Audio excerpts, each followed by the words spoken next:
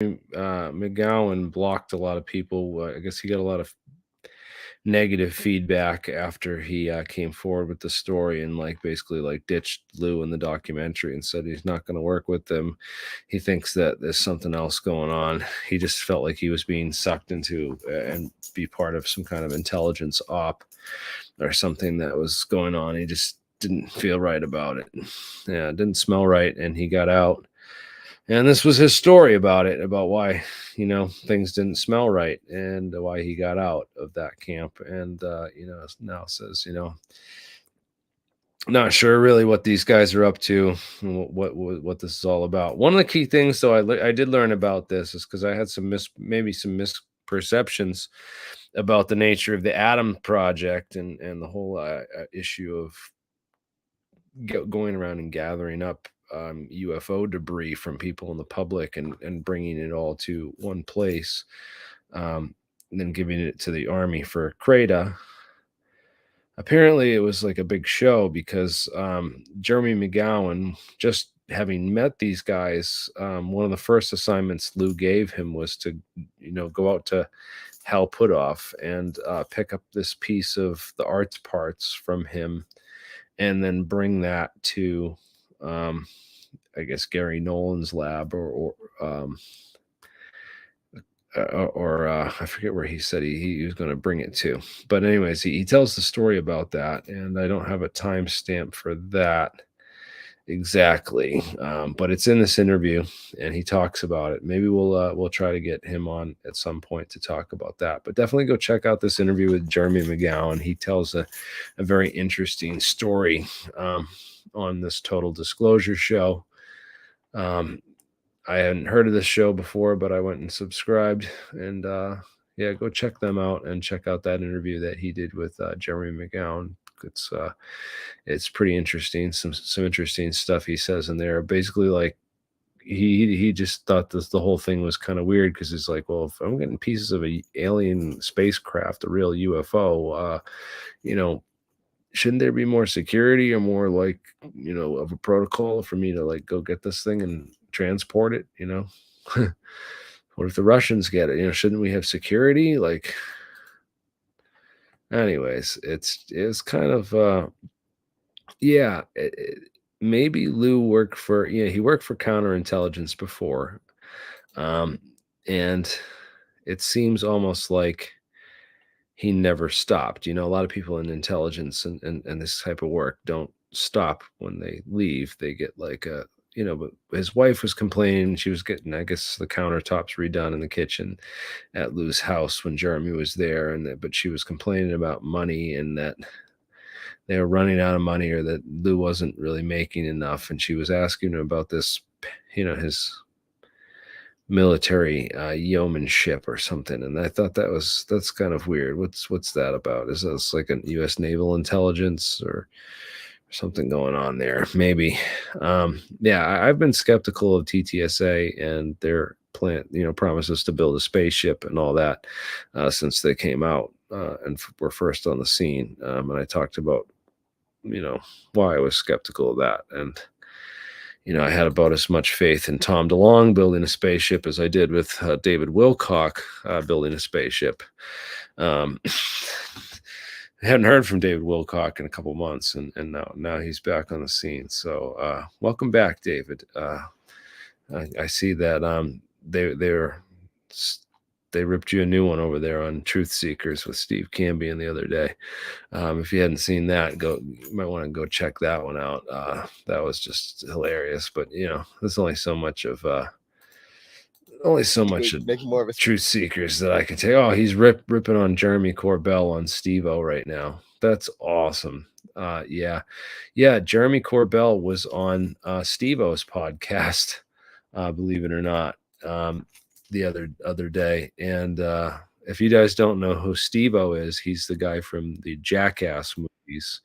The Jackass movies are, he's famous for such being a jackass, basically. Yeah. He stapled his testicles to his leg, and other, in Jackass stunts. So yeah, this is who Jeremy Corbell's rubbing elbows with now, and totally full of himself, talking about himself like it's, oh, I made a documentary. It's so easy, and oh, it's just like, it was bad, man. And it just made me think, like, I need to start getting into video editing more, and the presentation, because it's really like, it's like being working in a restaurant, man. We got good quality ingredients, but we're not serving them up right, whereas he's Agreed, brother. Like taking shit. your Yeah, quality of he's research, presentation, and even guests are way better than any of these fools. And yet yeah, they've had you. And another thing I have to point out is that lots of these truther YouTube channels that spread the narratives and stuff, they are only 3-4 years old, and they're now all at 100,000 subscribers. You've been stuck at 100,000 subscribers for 3 or 4 years now, and yeah. literally should be at millions. It's insane what they do. Yeah, they've held it back. They've definitely held back the material, and it's because of all the classified stuff that we've talked about on this program. Let's be honest. It's, if we weren't reporting on real sensitive information and stuff that they don't want you to know, they wouldn't be doing this. And also, they didn't like my scientific stance on COVID, of not trusting the science and questioning the narrative, and asking people to, telling people that, the scientific method involves control groups, and, Right. And things of I this honest to nature. God And wonder if, like, the control group, and you bring that up, and how that is like the cornerstone of any real science and the scientific method, and that there yeah, was a lot of rumors and stories going around of people getting saline shots half the time or something. And I wonder if they did do a control, and only 50% of what they gave out were actually what they said it was, and then the other 50 was just saline water. And it's then right this. there, you'd have 50% herd immunity, like that would be the same as the rest, if per se, it gives you a higher chance of getting it or something. But It's we'll hard see. to know everything that went on, because there's so many different players involved, and so many different times, and then there's different batches. So like, one batch was different from with a different process than this other batch was made with, and all that. That's just a Right. it's a mess. It is a mess to try to track through. But the thing is, But right? So I gotta so interject. The batches, for those that don't understand and don't know what Jeremy's talking about, real science, anyone that understands CRISPR technology and what's going on, every batch is a different, you 3D print, essentially, like, as a analogy, the virus code, and that is the batch of what they were doing. And one batch of this SARS-CoV, whatever it was, that had, I think, 96% identical to the 19 version from Wuhan, was documented in the Winnipeg 4 level Canadian virology lab in 2018, or 2016, I think it was. That it was in Winnipeg virology lab, and 3 Chinese foreign national exchange students working at our Canadian Winnipeg virology lab were caught smuggling this variant from the Canadian lab, and this was documented by the RCMP in the Ottawa, Parliament. So to claim it came from a bat is just insane, when Canada can, it's documented, owned Well, a they bat had the for anyone. CIA's emails with Fauci, and that shows now that they were trying to snuff the lab leak hypothesis. They were trying to shut that up, and derail the news media. Was encouraged not to talk about it, and to call people Successfully racists, did. and other things, for even suggesting it. They successfully did for many months, held it off. But yeah, it was it's kind of interesting, all the pre uh plan, like all the drills and pre-plans of the event 201, and then there's a lot of sketchy stuff went on. The CDC lied and Fauci lied. I mean, that's provable. So it's hard to understand when I go to a video like this and I see like all these people that are just like, it seems like people that are just stuck on their side of the narrative and are haters of Brett, and they're not giving him real credit for the work he's done, and they just want to see him fall, because they're trying to hang him on the statement that he made on that debate that I had with Michael Shermer. They don't show me or talk about me at all on this, which I thought was kind of funny. And I went on there to actually share the full debate so that maybe some of those people who are interested would actually go and watch the full debate and check it out. I thought that was curious that, so this video came out with this guy, Debunk the Funk with Dr. Wilson, and he had these 3 experts supposedly that he talked to have on. And of course, there are people who work directly for the vaccine industry and companies, no conflict of interest or bias there. So 3 genuinely, concerned experts in immunology that just, want to share the facts and truth with us. So and I hope that that they're all telling the truth and that they're right about some of the things that they're alleging, because they're saying there's no evidence for this happening, but there's no evidence that it's not happening either, and we really have to wait like 5 years to see any of that. So and I was discussing some of this with some of the biologists and other colleagues that I know, just and the level we think that, right? Like, the thing is, right, it would probably have taken them 10 more years of study to make something that's gene specific and really untraceable and hideable. Just think if their real goal was depopulation, because there's the whole rumors that the vaccine came out of DARPA, the DARPA vaccine came out of a DARPA, the one that got released. And that one could have been gene specific, and it could have been an attack to false flag to, make the other look guilty, and that simultaneously they let out the common flu one at home. What was it? Fort Bragg, whatever the Fort one was, that apparently that second like non-deadly strain came from. Fort Detrick, Fort Detrick, and it's like you would naturally do that and you would release that in your general population at the same time or even before releasing the deadly one on the other side where you're planting the evidence of it. And why I stressed the Winnipeg Virology Lab and the 2016 documentation of it, it's because if Canada has it, a little vassal of the US and NATO, then of course the US obviously has it. And the fact that Russia was the first country to come out with their own vaccine for it, and that it wasn't an mRNA one, it was an actual like old school vaccine with like the dead virus in it, that would also have literally take like a decade to manufacture, have on hand and do. So they could, we'll see. In 10 years, if half the population dies, then we'll have a real serious cause for concern.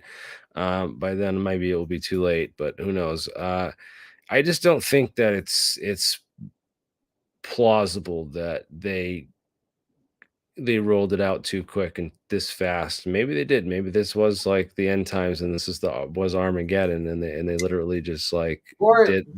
Likely was just human ignorance, arrogance. Yeah, I think a lot of that through for profit, right?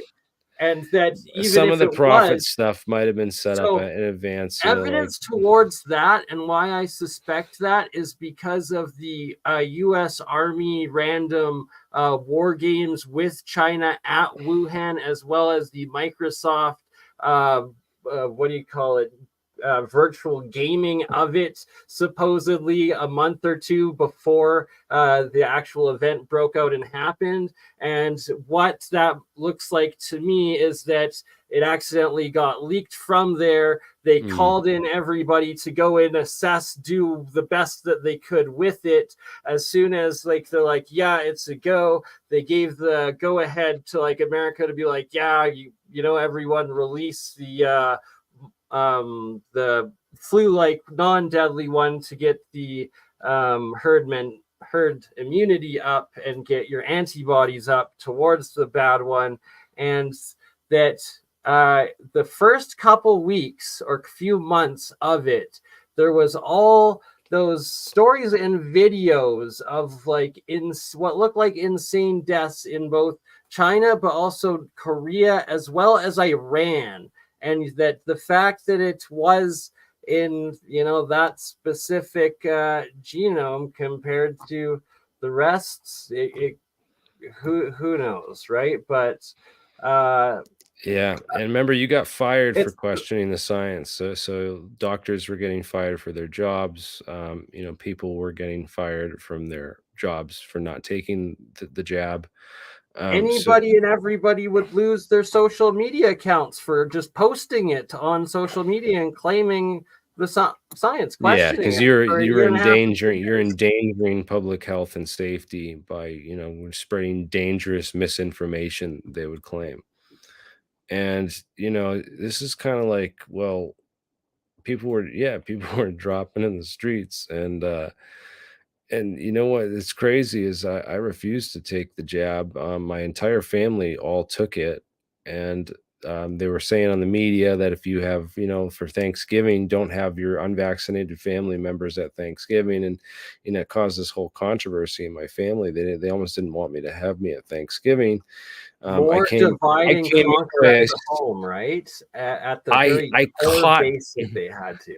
I caught COVID from my family at that Thanksgiving, and they were all fully vaccinated, and I wasn't. So it was just like, oh, that was just the icing and the crux on the cake Right, for me, well, man. It was trusted just, judo, my Canadian dictator, he was got the jab 3 times and caught it 3 times. Like that's a yeah, great success. you can That's debunk because eventually, as the debunking catches on, enough people like share it, and you know, so like in the early days, I was sharing that information on Bob Lazar. I still do every once in a while, but now there's enough informed people out there that they're doing the debunking already, and stuff goes and gets shared around. And well, that's unfortunate that sometimes people's you know, UFO science experiment start and end. I mean, their science journey down the UFO rabbit hole of science start and end with Bob Lazar. A lot of times, so that's kind of why I've done what I've done to try to not just turn people off from this, and to try and bring more people into questioning the science, and being more proactive in learning about this stuff, and you know, I question would it because love for us to just actually have a conversation with Bob, because I have so many questions. Because it's like, it, why are you claiming you need this freaking particle accelerator to make a hydrogen car fuel functionable? Like, it's so insane. You literally need a 3.5 volt battery and some salt water, and you can have a saltwater car, hydrogen car like Stanley Myers. But is this you're talking about the Bendall stuff now? Is this where we're at? No, sorry. just electrolysis in general and the hydrogen fuel from Because water. we gotta get the thing is we gotta get Bendall. I don't know. He's being evasive. Carlson's not joining either, and you know, We'll pull up some of their work right now. I want to. There's a video that I Professor. want to bring up. Actually, yeah. I didn't have it up here originally, but let's go. Let me just go to my history real quick, and I'm gonna bring up a video that I was just watching.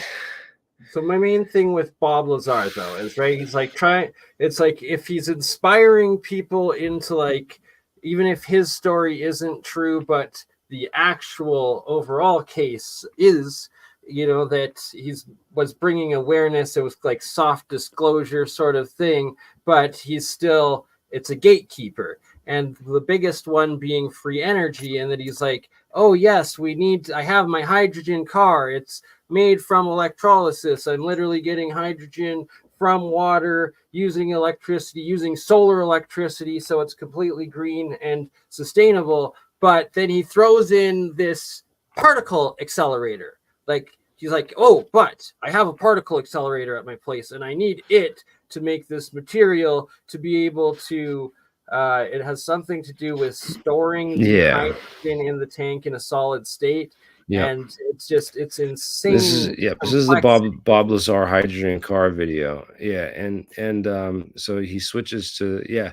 So if you think about, right, a particle accelerator, you're making, every time you smash the particles together, you're making one new element, like Fusion, right? each. You're fusing. So if you were gonna create your own uh, lithium hydride, supposedly he's creating the lithium in a particle accelerator. So he's taking helium atoms and bombarding them with an extra proton that jumps up the two protons inside of a helium nuclei, get the third proton, and it makes lithium, right? So let's think about a molar mass. So a mole of lithium is 10 to the 23rd Avogadro's number, right? 10 to the 23rd atoms. So that means you need 10 to the 23rd of these particle collisions to create 1 mole of that stuff. Now, Question. it probably needs like 50 something moles to make the amount of lithium hydride for those storage tanks that we saw in his trunk of his car. And this would have The amount taken, of energy and resources for this extra step just do the is math. absolutely insane, right? So it's like, oh, it's not economically feasible, is all Right, these because stories where it's like that is his whole completely documented. story, and then his whole shtick is he runs United Nuclear, so he supplies people with hard to get things that are government regulated and hard to get and stuff.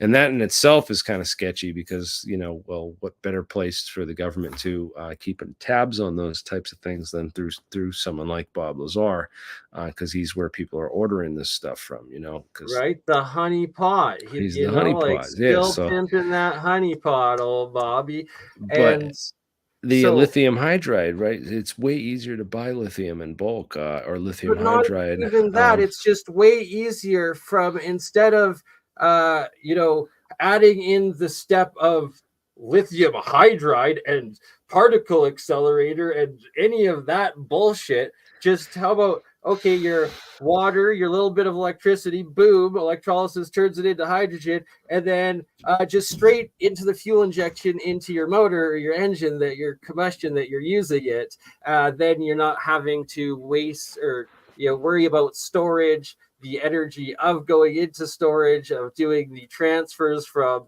gas to solid back to gas, as well as manufacturing this lithium hydride. And it's absolutely crazy. Yeah, how would you do it in a particle accelerator? You didn't show the setup. He didn't, really get into all that, because I would have loved to see, like you'd have to have, a couple billion collisions per second, and then run the thing for a couple of years in order to make, a usable amount. And God knows how much energy and electricity that would take. Right? Like, it takes it from like, okay, we're talking about free hydrogen and green renewable energy that can free the planet, like hydrogen fuel from water. Here we go. And then But boom, right there, we're I putting didn't another mention. impossible roadblock right attached with it. Like, Sorry, oh I no, forgot to mention that it takes, particle accelerator. 200,000 terajoules of, terawatt hours of energy to Run the make this particle stuff. itself, right? But you can get a couple miles out of it. Free energy. That's my first question. Again, people aren't getting the science. So let's bring up some other the free energy. Speaking of the science, I have to give one key thing for nuclear fusion, cold fusion, and the energy transfer, and the difference between the inefficient particles accelerator smashing atom together method as opposed to in water and electrolysis and just a tiny little bit of electricity, and then you're working with pure solid or liquid, but it's liquid matter, not gas, for density and the physics, like the pressure and matter of these reactions, and that when you are just for transmutation and fusion in general, and if you truly understand this and apply it to what I'm saying here, that these same reactions and technologies that they've been trying to put into the tokamaks and all the plasma fusion and hot fusion, if you apply this in water, in the cold fusion plasma arc aspect of it, well, it's bringing it to the momentum of just water to nuclear reaction to new element, as opposed to needing some sort of particle accelerator and like the terahertz energy of the sun to make these reactions happen. And that heavy, we cover heavy water maybe. So I got some questions about this. So I just want to show this video and ask a couple things about what's going on it's here. going to be about the 7th time we've done it, which is using just a regular petrol engine. And all we've done is we've retrofit. You can see we've done nothing other than retrofit at various points the 3 components. So you've seen the one, which is the ionizer, the bubbler down here, which will show bubbling water with its steel wool inside. We're using the left one only.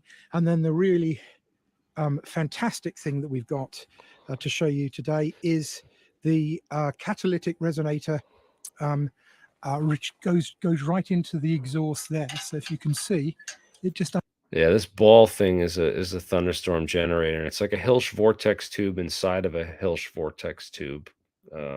Fascinating. Underneath there, it goes it's actually accepting the exhaust from the generator, and then it's once it's done its thing. Yeah, so the fuel goes in through here in the middle or something, and then the exhaust comes out around it. So it exhaust swirling this way, fuel swirling up this way through another middle tube, and right. So the over efficiency aspect and why they're adding the exhaust back into the reaction in this specific dynamic. Isn't it heat recycling?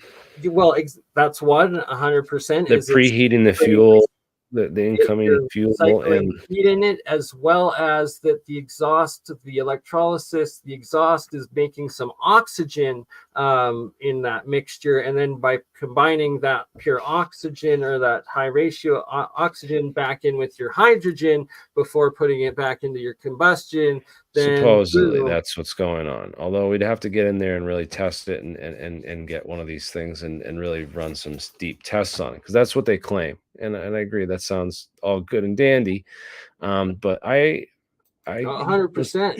And with comes Jeremiah through the bottom here as what did Jeremiah invited him on if he's here. Yeah, I'll message him again as well, and I got him to replicate a couple of these cold fusion reactions, electrolysis ones, where he got the white plasma state arc, where it seems like it was sustaining, combining 2 hydrogens into helium. We have to remake that in a more solid, like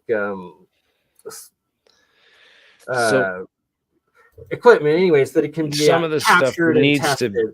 Point being, models when he not did enough. that reaction, he was saying the amount of heat coming out of the electrolysis of that water compared to the small amounts of voltage and amperage that was going in and causing that arc plasma into it, he was like shocked and like I'm pretty sure he stated, and he's like, man, this is definitely looking like several times over Unity in that aspect of it as well. So it's that we need to now replicate it with a bit more professional setup and better equipment to get sustained results, and then capture the gases coming off of it and prove that we're actually transmutating the hydrogens into helium, as well as measuring the heat energy coming off of it.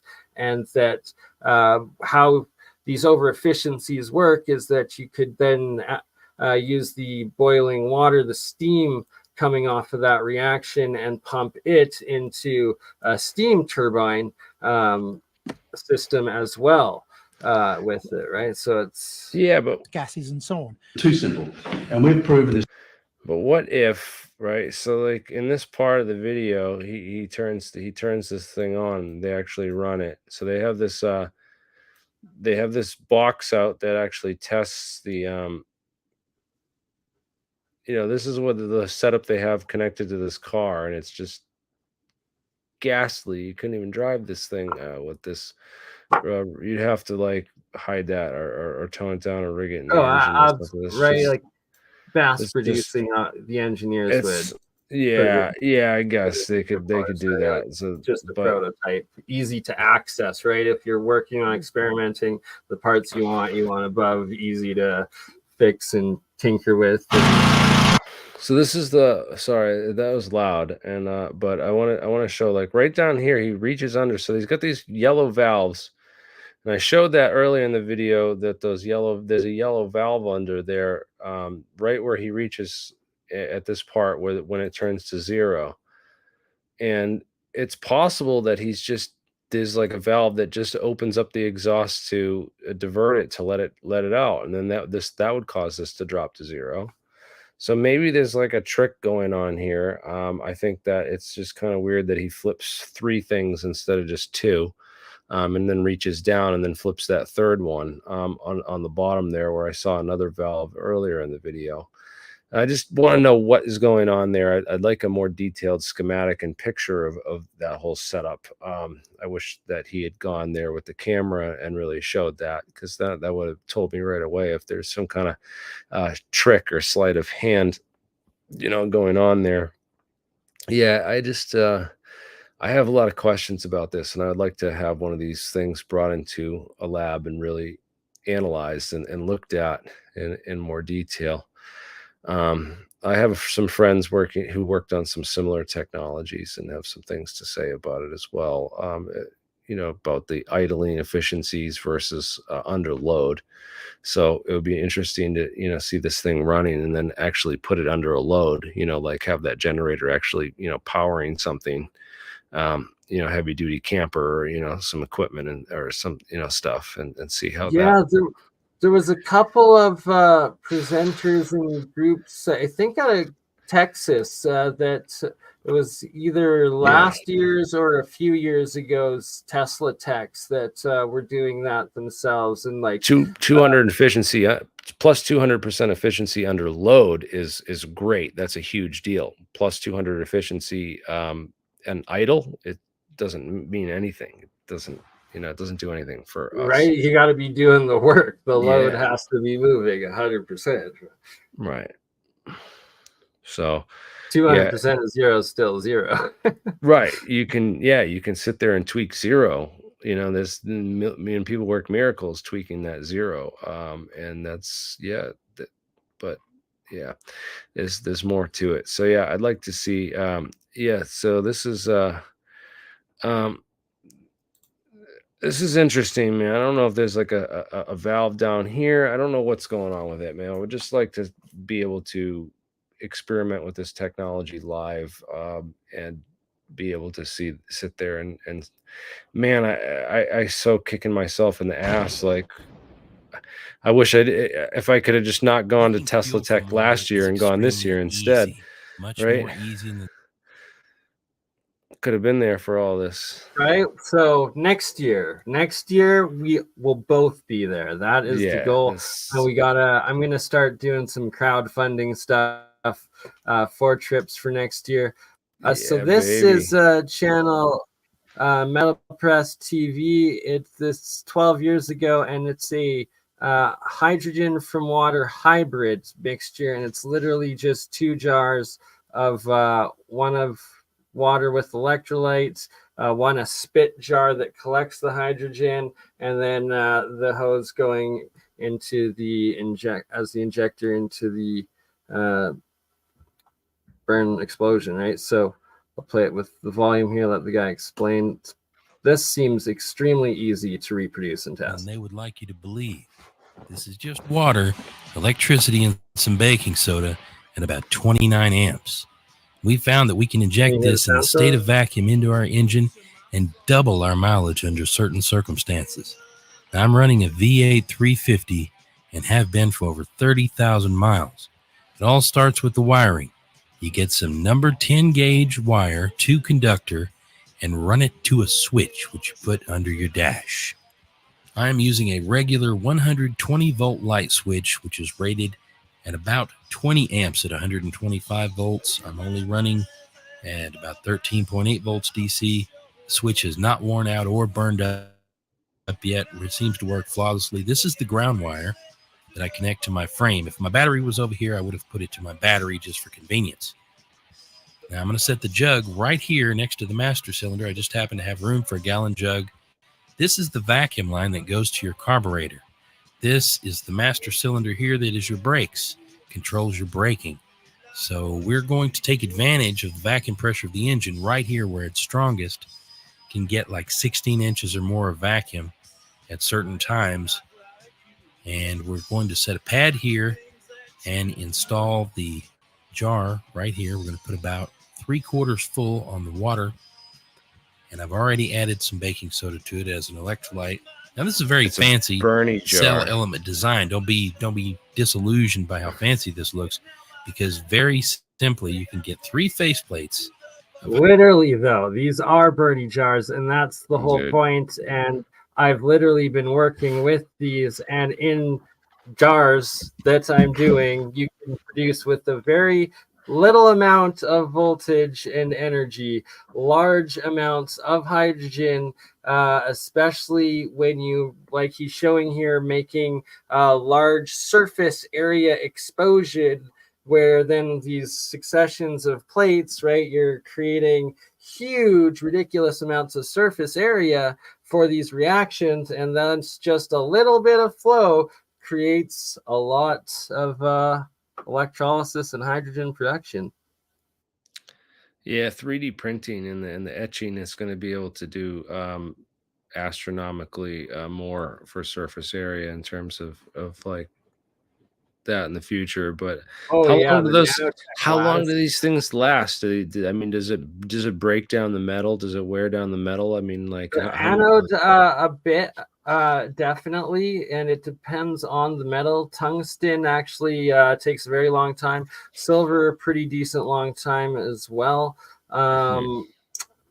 Steel, it's, it'll probably run about 3 months per reaction, but hey, if 3 months, going through a steel cartridge every 3 months, and all you need is to put in water, salt water, baking soda. I think that's pretty affordable.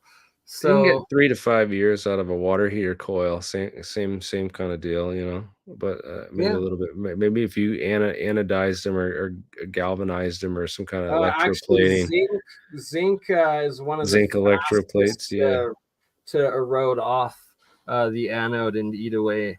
Yeah, cobalt, titanium. For sure. Titanium is good. I've tried it. That actually lasts a while as well. But yeah, I'll play a little bit more. It's only a few minutes long. And like, this is so easy and so easy to reproduce. And keep it going. High grade stainless, some Teflon nuts and bolts, and for about $5 you can make this. See, I've notched it for the wires. Put the positive in the middle, put the negatives on the outside, and boom, you've got it. I've just made a more advanced version. You run the wires through the lid like this. I'm going to install this down here, and we're going to seal this up. And we're going to show you how this thing the sodium produces gas. bicarbonate might cause the erosion to, This is the increase. positive wire, Definitely. which I run to the Would. alternator. I've installed a 30 amp auto reset fuse on both sides, positive and negative. So I have redundant fuse protection in case of current overload. And the fuel cell will occasionally pull too much power. We want it to automatically shut off. We connect to the alternator because we have a lot more magnetic field right there, much more energy available than connecting it to the battery. So I highly recommend that you connect it exactly as you see in this fashion. This is the dryer jug. It's just another jug that's sealed off that has a particular way of plumbing. One long hose which goes to the fuel cell, the other hose barely in the jug which goes to the vacuum system of the engine. You put it down in the jug and the overflow is automatically sucked back up into the other fuel cell. We've used poster putty, which is liquid Teflon, as a sealant. It is the most recyclable thing you can use. You can use it over and over and over. It's poster putty is the brand name for it. Don't endorse any products, but I don't have any choice. It's really the best thing you can use. Plastic hoses is what we use on our vacuum pressure fuel cell. It is part of the thermodynamics of the entire process. Again, poster putty placed around the hoses on the vacuum pressure fuel cell in the state of vacuum will suck into the small crevices and will not allow leakage. It has been working flawlessly for many years on my vehicle. I have over 30,000 miles running on the vacuum pressure fuel cell so far, and my engine performs incredibly well. 30,000 miles? It's a little tacky at times. All right. When it gets hot, it will really seal well. This shows you some of the production in the vacuum state. It's a lot of hydrogen oxygen gas. It's enough to actually cool the water. There's 25 amps right now flowing through there, and we want to run it as close to 30 amps as possible. As well. So what is he doing? He's creating a tremendous amount of gas. HOH gas. He's creating hydrogen gas. And I'll do a live reaction right now with Bert and Ernie and show you, like, literally with a 5-volt cell phone charger plugged into the wall, it can get a substantial amount of hydrogen coming off the cathode sides. Always. Oh my gosh! We haven't been harassed by the porn bots in literally 6 months, and as soon as we start going talking hydrogen, guess who's back? Okay? Free energy, hydrogen. Free energy. It doesn't work though. The X Prize had it in their contest and it didn't work. It just sounds like, hey, you just hook up this pickle jar inside your engine and you get free, 1,000 miles a gallon. Right. I don't know. I guess let's play a couple that finished off. Let's see what Mike has to. So we got to bring Mike in. Let's. It will actually produce. Wants to join too. Keep it going. Let's keep it going. We're gonna. There's even more hydrogen and oxygen gas as the engine gets going. The RPMs are high, and the magnetic field is coming off of that alternator. Baking soda, Arm & Hammer, highly recommend it. It's the only one that won't foam up. Cheap stuff, you'll end up with foaming in the water, and you don't want foamy water. It's going to have some nasty buildup eventually, but don't worry, it's not a problem in the vacuum pressure fuel cell. The extra dryer jar in front takes care of anything that would fly into the engine. It's a very interesting system and has been used for many, many miles. A lot of people sell this for hundreds of dollars. You can build it yourself for about $55 in parts. Most of that is fuses and wires. And it is important that your alternator is able to handle the current. It will pull about 29 amps. So you have to make sure that your alternator is in good condition. When you get this thing hooked up right, you should see water coming out of your exhaust. As it gets going, the amount of water coming out could be tremendous. Depending on your engine, if you have any carbon buildup or nasty stuff in your engine, it will generally blow out right onto the ground in front of your eyes, steam cleaning the engine. This is definitely a technology that has potential We hope that you take advantage of it. Thanks for watching. Being cleaning the Yeah. engine, essentially it cleans it. This is like And tweaker the key part, science, and man. like, the chemistry is honest. The chemistry is honest that instead of CO2, carbon monoxide, Yeah. that comes off of fossil fuels, you're literally putting out H2O, water, mist, vapor as your reaction. Pure pickle juice that comes right out my exhaust and pickle juice, and I can just bottle it right up and pickle my cucumbers Pegs, in it and drink it. do you This is mind showing your camera, Pegs? If Yeah, this sounds like it would be you- great for your engine. It would just cleans your engine right out. well, we Man, might you just careful put with this. who we let in tonight, Jeremy. We might with the porn Yeah, I know bot, Mike though. they might. Oh, I know Mike, but there was a Pegs there. I asked them to put their Yeah, camera don't on, and they bring disappeared. don't bring any porn bots in the Exactly. chat.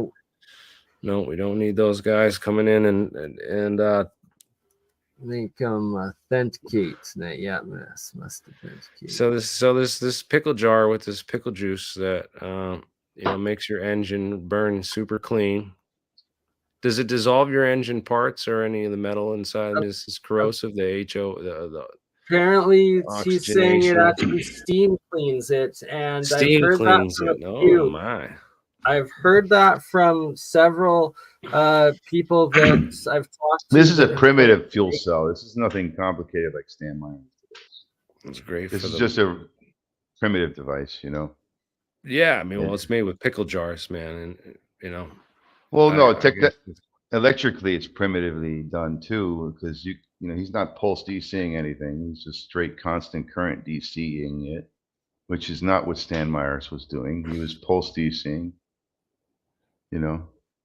Yeah, And Stan Myers was much more advanced. there's all kinds of ways to disturb the water, the hydrogen, and all kinds of media to crack it, right? So I heard there's like some way that you get the right frequency and you hit it within the catalyst. Well, what I heard what Stan Myers was doing specifically was he was doing a I've never seen one that you can get more energy out than you put in. So it's almost like you're just taking extra voltage off your alternator and putting the concept behind doing that is you have to use the electromagnetic.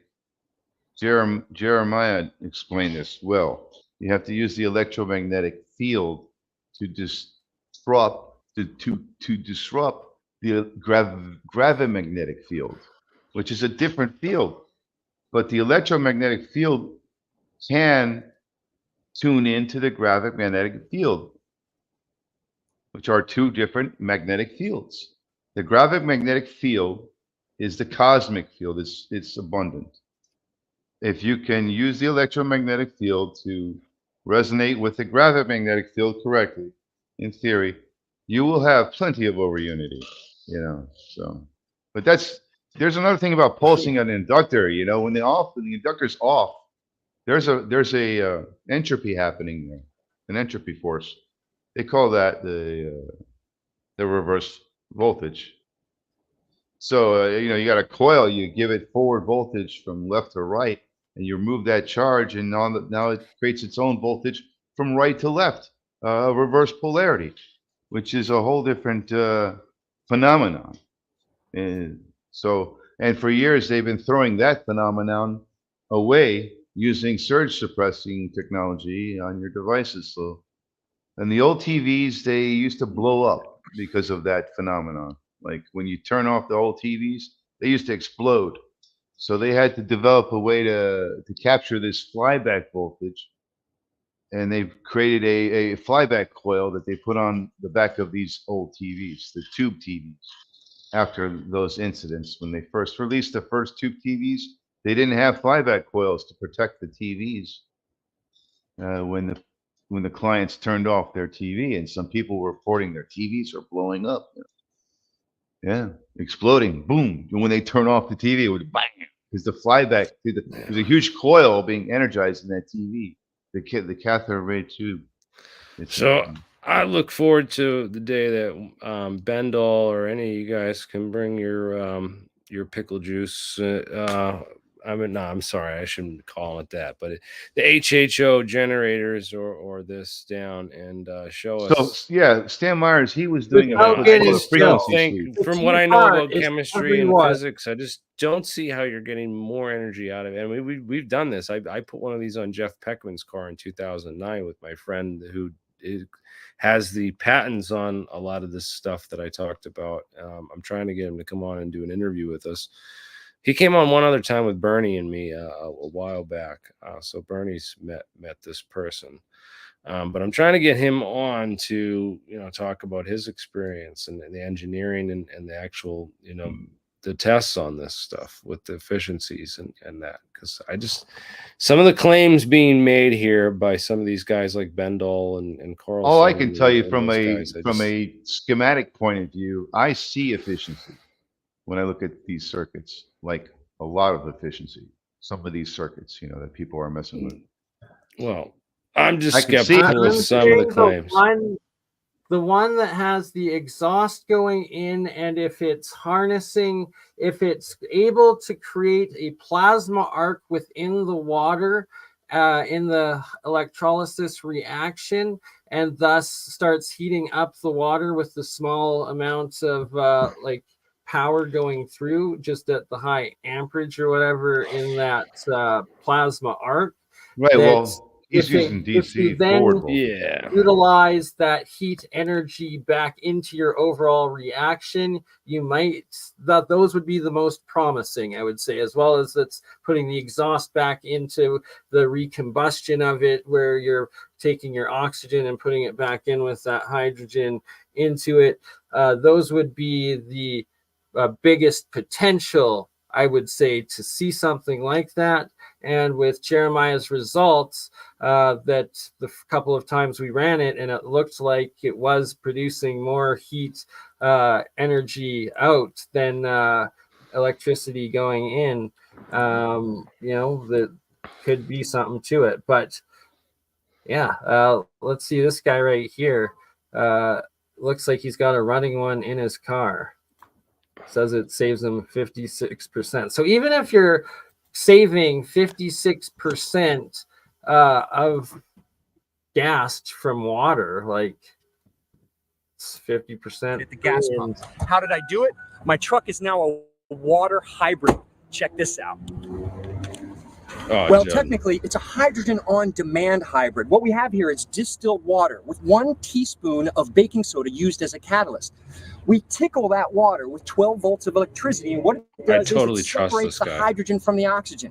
That gas is then sent into the combustion chamber, where I was formerly getting a 30% burn. That's right, in all of your gas vehicles, you only get a 30% fuel burn, which translates to 70% of your fuel, of your gas, comes out of your tailpipe. Now, however, I'm getting a 100% burn in my combustion chamber, which means a few benefits.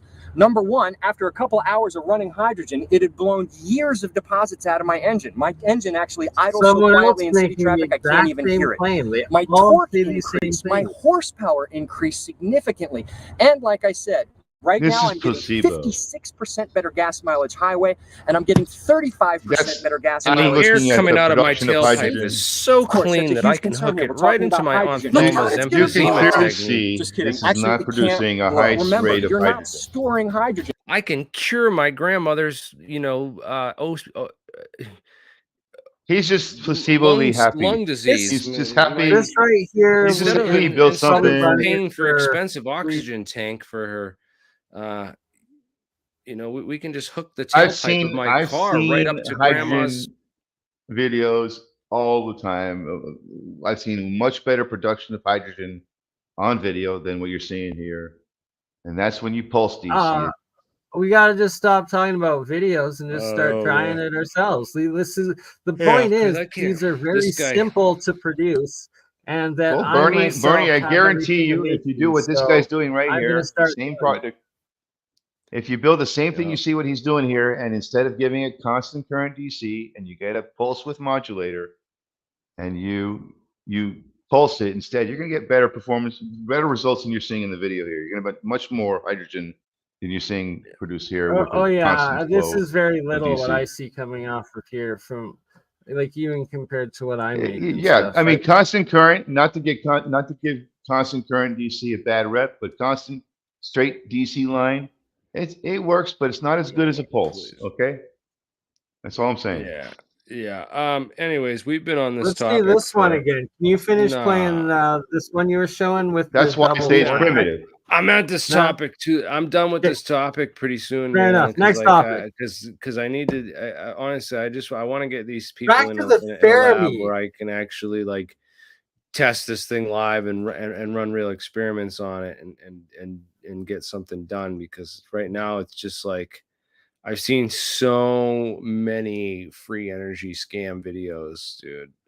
Oh yeah. that I just like anytime I Without look at this, doubt. especially dude there with his If you want a friggin' free mohawk and- energy motor, the Stirling engine is not a fake. That's over 100 years old. It works on temperature differential. You could put it on a cold surface. Yeah. That's And what's needed. Yeah, onward. All right, so this That's is real basically physics. I just gonna hold this one on the back burner. It works until off we of can- diaphragms, and airflow, cold and hot air. If we can't get Bendel to bring a machine out, or my buddy to bring something out that we can test and run some proof of concept on, then I'm just gonna have to wait till next year at Tesla Tech for this one to get it to dive into it again. Because yeah, I myself am going to set a goal of over the winter make my own and start actually testing it because I'm actually running under load to see about that too, and then run it for like 3 months. Look, they're back again. They don't like hydrogen. I swear, man. It's Run it for the like 3 hydrogen. months so that we can see exactly to how long it if it burns out the engine or wear and tear on components and stuff, because that was another issue that people raised and had questions about. So yeah, I asked if it would make it, if we open portal to Disneyland and Mickey Mouse jumped through the portal, if that would make him an interdimensional being. A little over 2/3 of you voted yes on that one, and just under a third voted yes, and the most people voted no. So no, probably does not technically make him an interdimensional being, even though he just stepped through an interdimensional wormhole. He's still a 3D being. He's not a being from a higher dimension, I guess. So this is the definition of this, but again, there's to us, Mickey Mouse is 2D.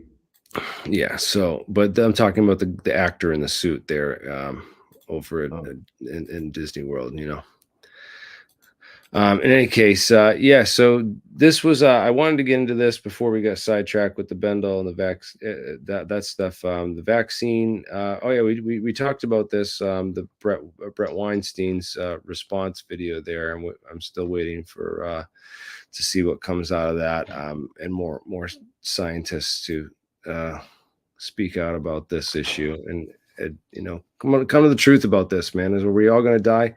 Are they depopulating the earth with this vaccine? Doesn't look like it.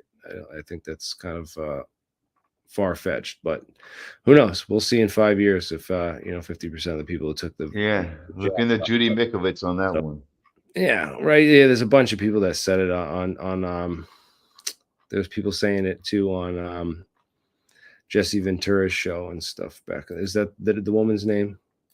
Judy Mikovits. Yeah, Mikovits. Yeah, that was the one on. Was that the one on Jesse Ventura? She was employed by the CDC for more than, I think, 2 decades. She was one of the top scientists over there. Interesting when you get like top scientists that turn whistleblowers, man. Those are like right. And let's compare like people like her, right? Because I've never heard of her, and this is how it usually happens with key whistleblowers, is that you never hear anything about them. How do you spell her last name? I think Mikovits. Yeah, there it is. There, so she came right up. Mikovits. Yeah. Oh yeah, this was her. Oh yeah. Oh yeah, I remember her. Some of the things she says correlates with some of the things George Carlin said about his experience with polio as a kid, and he said he jumped in the river, and they told everybody don't jump in the river or you get sick, and nobody jumped in the river, and he said he jumped in the river and he's the only one that didn't get sick. That's George Carlin's story anyway. with polio in his childhood. So you can take that one however you want. I mean, Interesting story. I was the only one that didn't get the jab and didn't get sick. And drinking my golden waters, my colloidal silver gold water. But back then, everybody got vaccinated for polio too. Don't recommend doing it. It was required. And it was, so this is it's a bunch of stuff, man. And we get vaccinated today for that. With all the vaccine stuff, I just encourage people to ask their doctor. Always ask your doctor about it. Ask them for a vaccine expert. That's what I always ask. Is like, I once you're born, you don't need any more. I don't think so. I like to know if the hospital has a vaccine expert or someone that he can talk to, and always ask for vaccine safety information and information on the testing and verification of the safety of the vaccine. Difference between mRNA gene editing and just a dead cell for your antibodies, your immune system to fight and produce antibodies, right? Like, this is one of the main questions. That's one of the main questions I had about this, because they were talking about, you get the shot and some of it goes into your heart and fucks up your heart muscle. That's what, Brett was claiming with this thing. Yeah, but it's designed to do that. For a virus, And they're saying that, well, this goes into your leg and it gets absorbed in your skin tissue and your lymph nodes, and it doesn't really travel far from the injection site. And I was like, well, then how the hell does this vaccine protect your entire body from COVID if it only goes into one part of your body and stays there? This is just like, I don't know. Some of the stuff that they say just doesn't pass a basic logic 101 test. And then when I call it out and question it in the comments, I just got a bunch of people that say, oh, you're a fucking idiot. And you don't understand the first thing about this. And how dare you question the fucking, any of this? And it's like, okay, well, maybe. Anybody heard of the swine flu? Guys, I don't want to. Number 2. We can go down such a deep rabbit hole. I gotta wrap this up kind of soon. I'm going over almost 2 hours, but texting Jeremiah here. Jeremy, just number 2 just got into the chat here. So hey. And, you hear me okay? Yes, sir. But yeah, just as far as that stuff goes, I just make sure you ask questions and get them to answer you and look into some of this stuff too, because I just don't always trust all these people. Daniel Sheehan, I think we can trust Daniel Sheehan. He helped with the Pentagon Papers.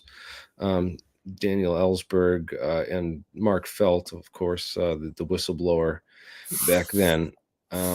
He's dealing with these 40 whistleblowers and David Grusch right now behind the scenes, and he's putting a panel together if the Schumer amendment passes. So they're writing the Schumer amendment bill to try to get this thing passed in Congress legislation now. And if that happens, then there's going to be like an investigative committee or a special committee to investigate. So I guess he's going to put together 9 people. They want a physicist. They want some other people, requirements for who needs to be on the team. I've reached out to Danny, got a hold of him through Tyler Zrodnik, great guy, and he's totally open to talking more. I sent him a whole bunch of information already. He's got it in his hands. He's a super busy guy doing a lot of stuff. So we'll see if he gets back in the next couple of months. I'm trying to get him to come on for an interview and talk about this in some more detail. Of course, some of these things are under wrap too in the meantime, because I don't know, but this would be interesting if he can get this put together, because if we can get that Schumer amendment passed and get a special committee to investigate with subpoena power that can really look into these things, man, we'll get to the bottom of this, because I've already written him a whole guide on who to subpoena, what scientists, the scientists, the names, the whole structure of these organizations, and where to start with it all. And he's hip to it, and he's right on it with us. So this is going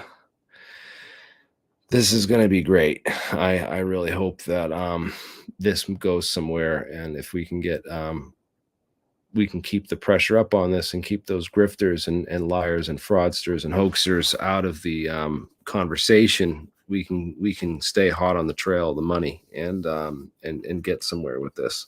But unfortunately, the path's been already blocked and set up with a lot of counterintelligence and disinformation agents and whatnot. So it's really hard to know who to trust or where to get the truth from in this mess. But yeah, I do like Daniel Sheehan. I think that he's doing great things for disclosure. And there's another guy named Daniel Sheehan who's this is the lawyer Daniel P. Sheehan. And then there's another Daniel Sheehan. I think he's at the Daniel Sheehan. I think Wasn't he's it Ashcroft that CSU lost or said that they lost all that money? General Ashcroft, back in like 10 years ago, we lost like $5 trillion. It just disappeared. What was that general's name? General Ashcroft, right? Ashcroft. Dick Cheney was the one that brought it up, I thought. No, it's Donald Rumsfeld. Donald Rumsfeld, yes. But yeah, well, all those guys. Oh, sorry, yeah. Donald Rumsfeld. There you go. It's the Bush administration. Yeah, they all that money went to pay for the Afghanistan and Iraq. They said we lost all. They said we lost $2 trillion. Yeah. So they right. So that's all pre-millennium money the military had.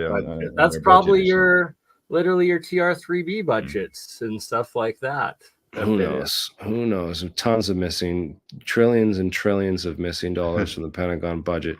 So this is the other Daniel Sheehan, and this guy was on APEC and presented, and he does free energy research and is working with he's working with Garrett Modell, I believe, of CSU, on some of real interesting. And we're doing one of these projects that is one of his projects right now with the bipolar membrane experiment.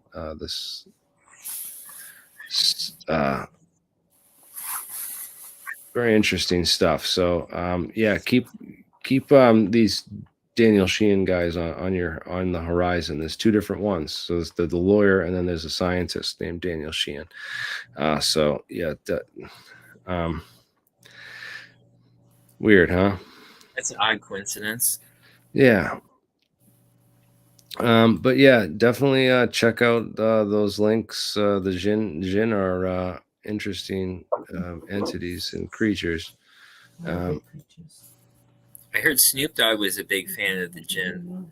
The Djinn, yeah, he likes gin and juice, right? Sipping on gin and juice, laid back. Snoop Dogg's a huge fan of Djinn. But yeah, for real, yeah. So the Djinn, though, like for interdimensional stuff, the Djinn is Islamic.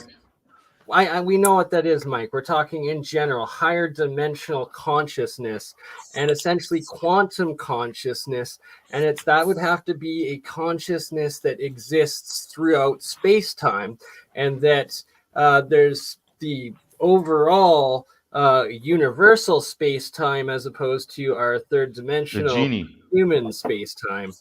So this is a good question about consciousness and stuff too, because you know, so there's we go back to that fifth dimensional, sixth dimensional, essentially, and that when a human dreams, that's fourth dimensional, or like you're on psychedelics out of body, that's fourth dimensional, astral projecting, fourth dimensional. I can hear it's burning consciousness. And then if you're able to exist simultaneously in two different places in space-time, that's fifth dimensional consciousness, or like a drone consciousness, maybe insects, or like a higher dimensional thing, right? What was interesting that Bob Oshler, that NASA scientist interview from '93 that I played right at the beginning, the clip's in the description right below. You can check it out. So what was interesting is that in that he uses the term NHI, non-human intelligence. So that came from a NASA scientist, which I thought was interesting because I never heard that really before Grusch was using it. And I thought that Grusch had made that up. I was kind of a little confused about where he got that from and came through with that. But it does come from a NASA scientist, believe it or not. And so non-human intelligence can be then divided into two categories: biologic and non-biologic. And non-biologic would be cybernetic or AI. Artificial. And so then there was discussion about the craft themselves, because they might be this smart skin, polariton condensate, trapped light kind of conscious quantum computer type thing. So the craft itself could be conscious, this conscious entity, but it's an AI conscious. And then the debate is like, oh, can AI be conscious? Is AI the they same would have consciousness to as exist on like a 5th or 6th dimensional consciousness scale, which is above our own human dimensional consciousness. So that's like on a demigod sort of scale of consciousness above quantum, and then you'd have a god. Yeah, would they they might have a higher level of consciousness, right? Exactly. They might even have a higher level. An angel and demons, those would be, they could be AI, they could not be, but they would be one above us, and that they could exist through space-time, right? Like they could be like light magnetic energy sort of thing, like stuff like that.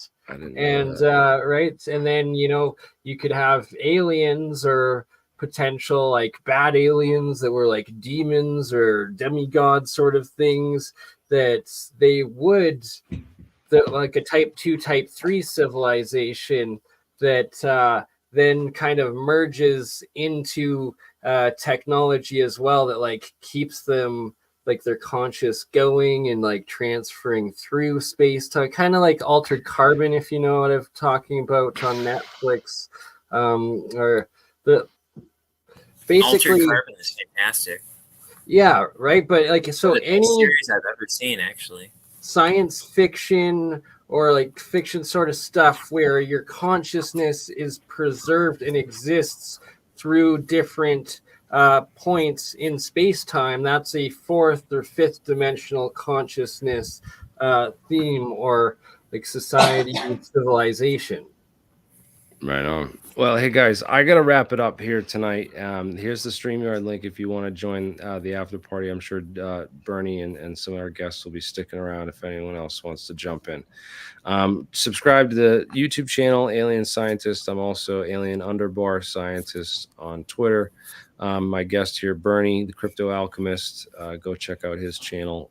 Subscribe. I don't know if Mike, do you have a channel, or Jeremy? Mike does. So yeah, Mike, if you like this water car stuff and want more of that kind of stuff, what else kind of stuff do you do on your channel, Mike?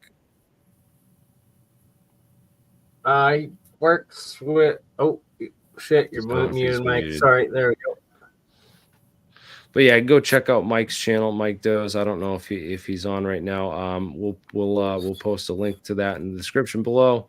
Thank you all for watching, guys. Have a great night, and again, keep up the good work out there. And anything interesting or cool you come across, you think I should know about, blast it out on Twitter.